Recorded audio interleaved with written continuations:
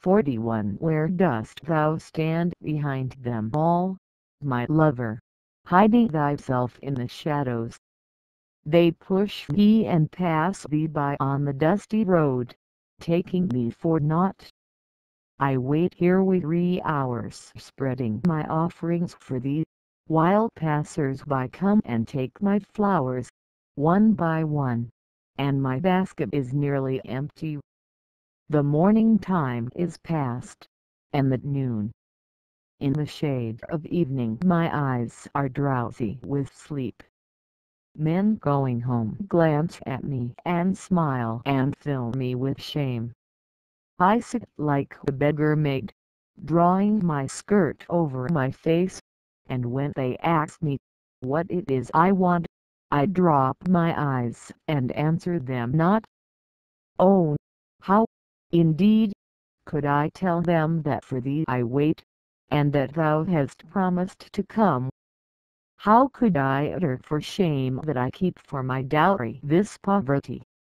Ah! I hug this pride in the secret of my heart. I sit on the grass and gaze upon the sky and dream of the sudden splendor of thy coming. All the lights, page 11, ablaze, golden pennants flying over thy car, and they at the roadside standing agape. Then they see thee come down from thy seat to raise me from the dust, and set at thy side this ragged beggar girl, a tremble with shame and pride, like a creeper in a summer breeze. But time glides on and still no sound of the wheels of thy chariot. Many a procession passes by with noise and shouts and clamor of glory. Is it only thou who wouldst stand in the shadow silent and behind them all? And only I who would wait and weep and wear out my heart in vain longing. 42 Early in the day it was whispered that we should sail in a boat, only thou and I, and never a soul in the world would know of this our pilgrimage to no country and to no end. In that shoreless ocean, at thy silently listening smile, my songs would swell in melodies, free as waves, free from all bondage of words. Is the time not come yet? Are there work still to do? Lo, the evening has come down upon the shore, and in the fading light the sere birds come flying to their nests. Who knows when the chains will be off, and the boat, like the last glimmer of sunset, vanish into the night. 43 The day was when I did not keep myself in readiness for thee, and entering my heart unbidden even as one of the common crowd, unknown to me, my king, thou didst press the signet of eternity upon many a fleeting moment of my life. And today when by chance I light upon them and see thy signature, I find they have lain scattered in the dust mixed with the memory of joys and sorrows of my trivial days forgotten. Thou didst not turn in contempt from my childish play among dust, and the steps that I heard in my playroom are the same that are echoing from start to start. 44 This is my delight, thus to wait and watch at the wayside where shadow chases light and the rain comes in the wake of the summer. Messengers, with tidings from unknown skies, greet me and speed along the road. My heart is glad within, and the breath of the passing breeze is sweet. From dawn till dusk I sit here before my door, and I know that of a sudden the happy moment will arrive when I shall see. In the meanwhile I smile and I sing all alone. In the meanwhile the air is filling with the perfume of 45 Have you not heard his silent steps? He comes, ever comes. Every moment and every age, every day and every night he comes, ever comes. Many a song have I sung in many a mood of mind, but all their notes have always proclaimed, grave accent he comes, comes, ever comes. In the fragrant days of sunny April through the forest path he comes, comes, ever comes. In the rainy gloom of July nights on the thundering chariot of clouds he comes, comes, ever comes. In sorrow after sorrow it is his steps that press upon my heart, and it is the golden touch of his feet that makes my joy to shine. 46. I know not from what distant time thou art ever coming nearer to meet me. Thy sun and stars can't never keep thee hidden from me, for in many a morning and eve thy footsteps have been heard, and thy messenger has come within my heart and called me in secret. I know not only why today my life is all astir, and a feeling of tremulous joy is passing through my heart. It is as if the time were come to wind up my work, and I feel in the air the faint smell of thy sweet presence. 47. The night is nearly spent waiting for him in vain. I fear lest in the morning he suddenly come to my door when I have fallen asleep wearied out. Though friends, leave the way open to him, forbid him not. If the sounds of his steps does not wake me, do not try to rouse me, I pray. I wish not to be called from my sleep by the clamorous choir of birds, by the riot of wine at the festival of morning light. Let me sleep undisturbed even if my Lord comes of a sudden to my door. Ah, my sleep, precious sleep, which only waits for his touch to vanish. Ah, my closed eyes that would open their lids only to the light of his smile when he stands before me like a dream emerging from darkness of sleep. Let him appear before my sight as the first of all lights and all forms.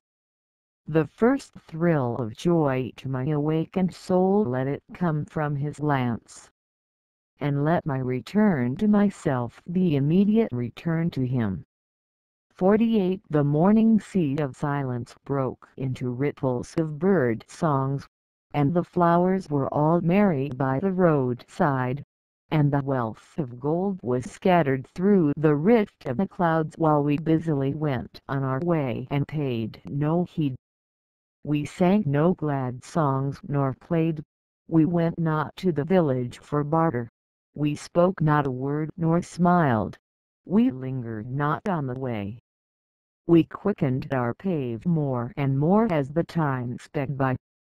The sun rose to the mid-sky and doves cooed in the shade. Withered leaves danced and whirled in the hot air of noon. The shepherd boy drowsed and dreamed in the shadow of the banyan tree, and I laid myself down by the water and stretched my tired limbs on the grass. My companions laughed at me in scorn. They held their heads high and hurried on. They never looked back nor rested. They vanished in the distant blue haze.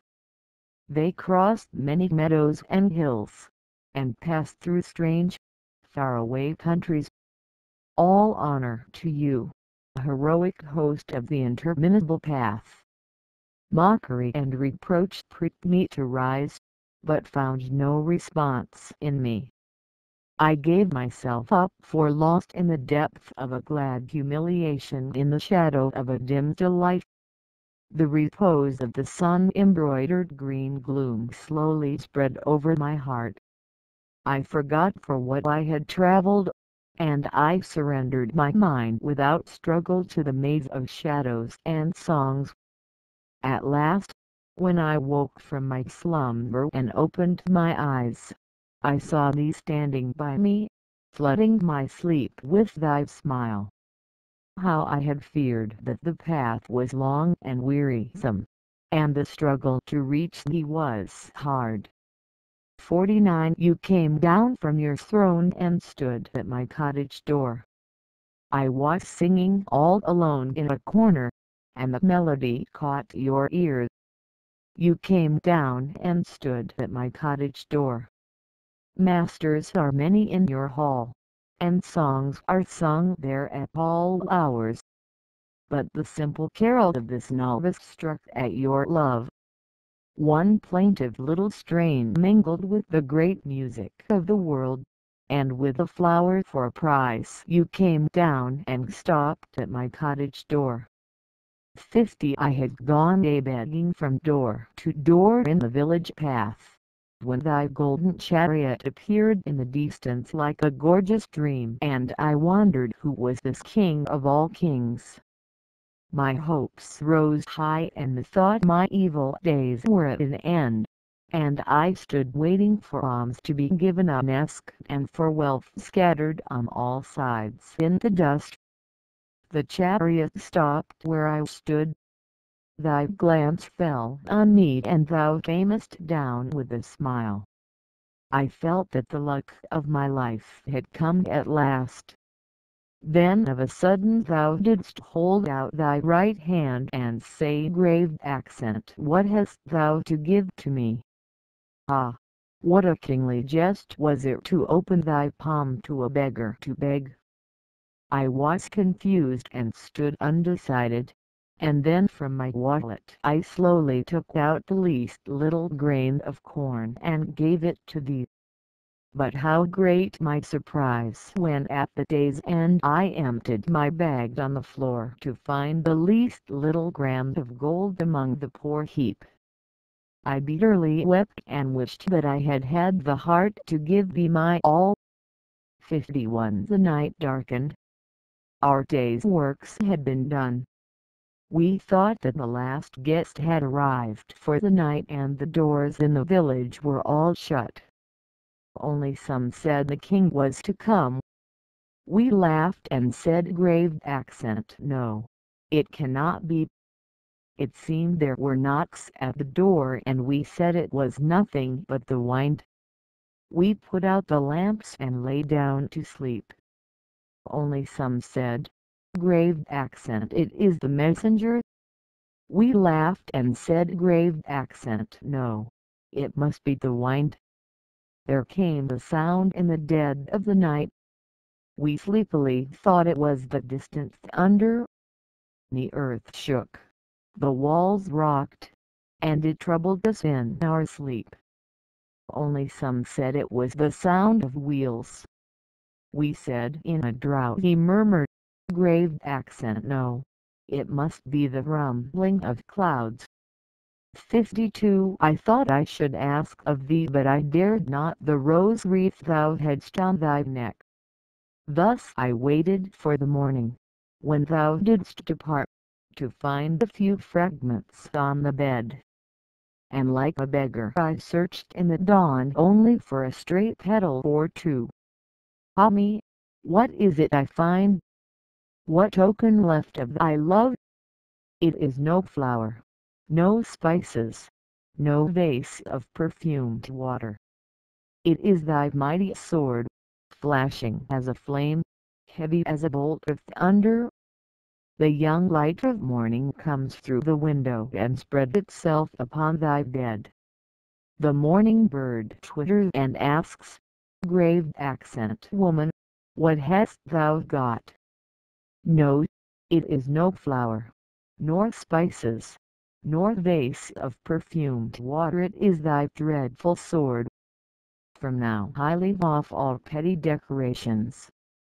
Lord of my heart, no more shall there be for me waiting and weeping in corners, no more coyness and sweetness of demeanor. Thou hast given me thy sword for adornment. No more doll's decorations for me. 53 Beautiful is thy wristlet, decked with stars and cunningly wrought in myriad-colored jewels. But more beautiful to me thy sword with its curve of lightning like the outspread wings of the divine bird of Vishnu, perfectly poised in the angry red light of the sunset. It quivers like the one last response of life in ecstasy of pain at the final stroke of death. It shines like the pure flame of being burning up earthly sense with one fierce flash. Beautiful is thy wristlet, decked with starry gems, but thy sword, O Lord of thunder, is wrought with uttermost beauty, terrible to behold or think of. 54 I asked nothing from thee, I uttered not my name to thine ear. When thou tookest thy leave I stood silent. I was alone by the well where the shadow of the tree fell aslant, and the women had gone home with their brown earthen pitchers full to the brim. They called me and shouted, "Grave accent, come with us. The morning is wearing on to noon." But I languidly lingered a while, lost in the midst of vague musings. I heard not thy steps as thou camest. Thine eyes were sad, then they fell on me. Thy voice was tired as thou spokest, low grave accent up. I am a thirsty traveler. I started up from my daydreams and poured water from my jar on thy joined palms. The leaves rustled overhead. The cuckoo sang from the unseen dark, and perfume of beloved flowers came from the bend of the road. I stood speechless with shame when my name thou didst ask. Indeed, what had I done for thee to keep me in remembrance? But the memory that I could give water to thee to allay thy thirst will cling to my heart and enfold it in sweetness. The morning hour is late, the bird sings in weary notes, neem leaves rustle overhead, and I sit and think and think. 55 Languor is upon your heart and the slumber is still on your eyes. Has not the word come to you that the flower is reigning in splendor among thorns? Wake, O awaken. Let not the time pass in vain. At the end of the stony path, in the country of virgin solitude, my friend is sitting all alone. Deceive him not. Wake, O awaken. What if the sky pants and trembles with the heat of the midday sun? What if the burning sand spreads its mantle of thirst? Is there no joy in the deep of your heart? At every footfall of yours, will not the harp of the road break out in sweet music of pain? 56 Thus it is that thy joy in need is so full. Thus it is that thou hast come down to me. O thou Lord of all heavens, where would be thy love if I were not? Thou hast taken me as thy partner of all this wealth. In my heart is the endless play of thy delight. In my life thy will is ever taking shape. And for this, thou who art the King of Kings hast decked thyself in beauty to captivate my heart. And for this thy love loses itself in the love of thy lover, and there art thou seen in the perfect union of two. 57 Light, my light, the world-filling light, the eye-kissing light, heart-sweetening light. Ah, the light dances, my darling, at the center of my life. The light strikes, my darling, the chords of my love. The sky opens, the wine runs wild, laughter passes over the earth. The butterflies spread their sails on the sea of light. Lilies and jasmines surge upon the crest of the waves of light. The light is shattered into gold on every cloud, my darling, and it scatters gems in profusion. Mirth spreads from leaf to leaf, my darling, and gladness without measure. The heavens river has drowned its banks and the flood of joy is abroad.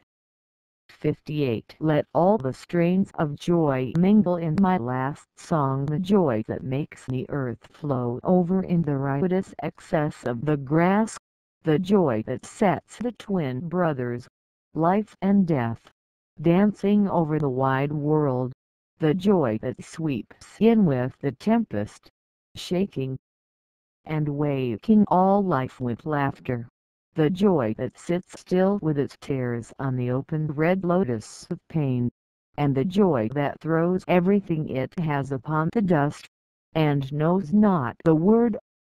59. Yes, I know, this is nothing but thy love, O beloved of my heart, this golden light that dances upon the leaves, these idle clouds sailing across the sky, this passing breeze leaving its coolness upon my forehead. The morning light has flooded my eyes, this is thy message to my heart. Thy face is bent from above, thy eyes look down on my eyes, and my heart has touched thy feet. 60. On the seashore of endless worlds children meet. The infinite sky is motionless overhead and the restless water is boisterous. On the seashore of endless worlds the children meet with shouts and dances. They build their houses with sand and they play with empty shells. With withered leaves they weave their boats and smilingly float them on the vast deep. Children have their play on the seashore of worlds. They know not how to swim. They know not how to cast nets. Pearl fishers dive for pearls. Merchants sail in their ships, while children gather pebbles and scatter them again. They seek not for hidden treasures. They know not how to cast nets. The sea surges up with laughter and pale gleams the smile of the sea beach. Death-dealing waves sing meaningless ballads to the children, even like the mother while rocking her baby's cradle. The sea plays with children, and pale gleams the smile of the sea beach. On the seashore of endless worlds children meet. Tempest roams in the pathless sky. Ships get wrecked in the trackless water. Death is abroad and children play. On the seashore of endless worlds is the great meeting of children.